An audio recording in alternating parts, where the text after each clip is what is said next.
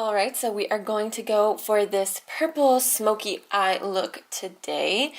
And we are going to be using the NYX Avant Pop palette in Chic Nouveau, something like that. Please let me know how to pronounce it down below because I know I just butchered that. First, you gotta take a bite of that Hershey's bar. It has the almonds in it, so it's technically healthy. And then we are going to go in with the Maybelline Master Conceal Concealer. I believe this is in the lightest shade. I love using this as a concealer and as a primer. And then taking that matte shade that's very white, like a skin tone white shade, and setting that down before we go in with any other shadows. And using the same brush that I used to set my eye, I'm going to go in with this peachy kind of brown orangey transition shade and just kind of buffing that all over the place to start that transition.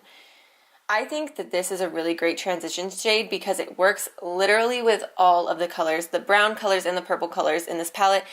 It doesn't really get muddy at all, so I love it.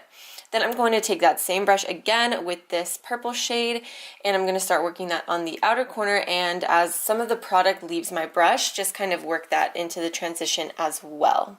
And I'm really going to take the time to buff this out. These shadows are very pigmented, so you see I haven't dipped back in at all. I just kind of put my brush down where I want the most pigment and then blend out from there. And of course, I'm taking this from inner corner to outer corner. You don't have to do that. I just like to be dramatic. If you want it to be a little bit more on the winged out kind of style of things, just keep most of that color towards the outer corner of your eye. Yes, hello, it is I on the day that I'm editing this, but I decided that I wanted to explain this to you and I couldn't explain it well enough in voiceover because I want to like really show you what I'm talking about. So let me hold it the right way. So when I put this dark shade down and then this color on top of it, it's because I wanted to just like intensify the color. You can get the same effect by putting down like a black liner or a darker base, like something that is wet, but I wanted to use as many of the eyeshadow shades as I could, and you really get the same effect. So I'm just going to swatch these on my hand and show you what I'm talking about. So this is that shimmery shade by itself, and then this is that same color on top of that dark purple shadow, and I didn't use any spray or anything. It just intensifies it and gives it a lot of dark dimension. So if you wanted to use as many of the colors as possible, or you wanted to give this look overall a little bit more deepness and dimension, that is one way that you can do that. So I just thought I would show you that and kind of really explain like what I was doing or the reason behind doing that. So obviously it would look gorgeous with just this all over the lid. It just wouldn't be as deep of a look. And if you've seen like any videos on my channel, then you know that I really like something a little bit darker and a little bit more dramatic.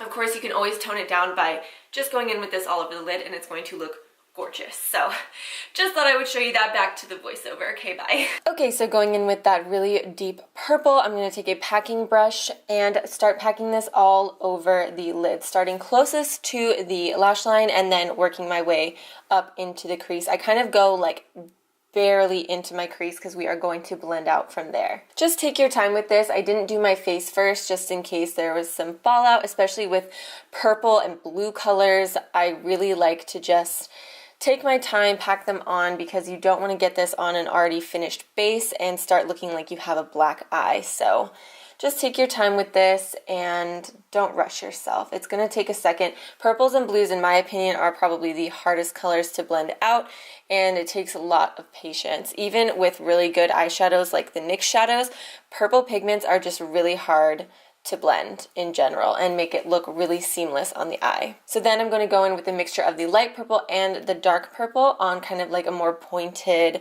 blending brush and start working this more into the crease and making that blend a little bit more seamless. Again, take your time in blending this out. It's a lot of packing color on and blending it out, just like any other eye look.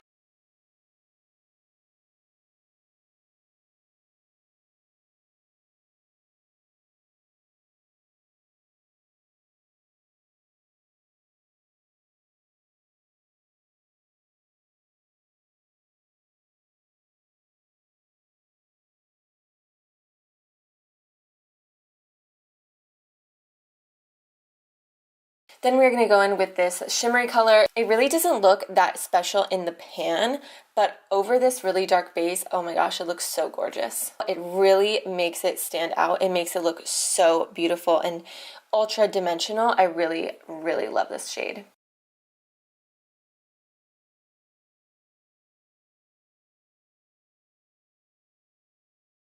And then we're going to start with the face, so I'm going in with the Milani Prime Light Face Primer. I really do love this primer. I've used it a ton. And then I'm going to go in with the Wet n Wild Photo Focus Foundation and put this all over my face. And then I use just a Real Techniques sponge to blend this in. I do also use the Masterclass Concealer underneath my eyes, but as you can see, I did not get the best shot of that, so yeah. So then we are going to go in with the e.l.f. Bronzing and Blush Cream palette, and using the bronzer and that same beauty blender, I'm going to start kind of bronzing and contouring the face. I love this palette. I have used it. I do have a whole video dedicated to how I like to cream contour using this palette, so I will link that down below if you want to watch that after this video. It goes a little bit more in depth. Then I'm going in with the True Match Lumi Liquid Glow Illuminator and putting this all over the high points of my cheeks. I really do love this a lot. I mentioned this in my favorite liquid highlighters video. Again, I will link that if you want to see it. I absolutely love these, and I think these are good for all skin types because once these dry, they are not going anywhere. So even people with oily skin, I think, would be okay with these. Then taking, again, the same beauty blender and going in with the blush from that e.l.f. palette, I'm going to start blushing up the face. And my favorite thing about doing an all cream base is that to me, it's a lot easier to kind of cover things up. Like, I get a little bit crazy with the blush. I can just go in with a clean brush, or if you use a brush for your foundation, you can just go in with that and kind of tap over it and take some of that product away.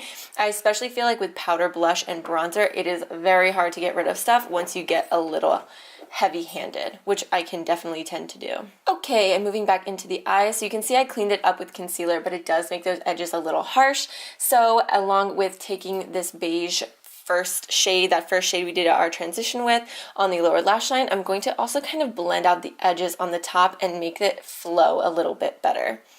I just like to be able to kind of shape them with the concealer and then blend out again from there. I think it does keep them looking the same shape and very even. And again, if you kind of mess things up, it's so much easier to clean up when you don't have your base already done.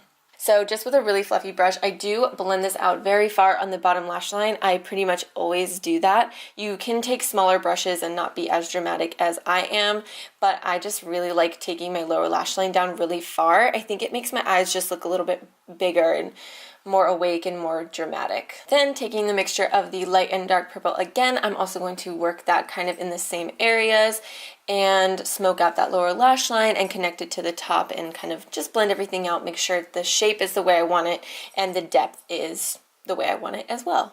Then going in with this super shiny, iridescent, kind of pinky champagne color, I am going to highlight my inner corner and my brow bone, and I actually do go in on the face with this as well. I just decided to do it randomly just to try it out because I wanted to intensify the highlight, and oh my gosh, was it freaking gorgeous. If you have pale skin, this combo or this eyeshadow alone, oh my goodness, it looked amazing, and I am so freaking pale. It is so hard to find a beaming highlight that doesn't also cast a shadow when I'm looking straight forward, and I think this looked so amazing. Oh yeah, I also finished off with some mascara and a nude eyeliner.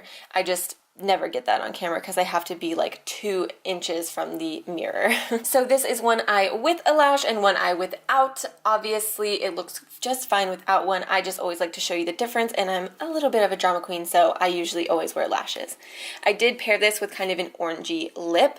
I love doing that when I do kind of cool tones on the eye because I think it just contrasts so beautifully, but do whatever you want with the lips.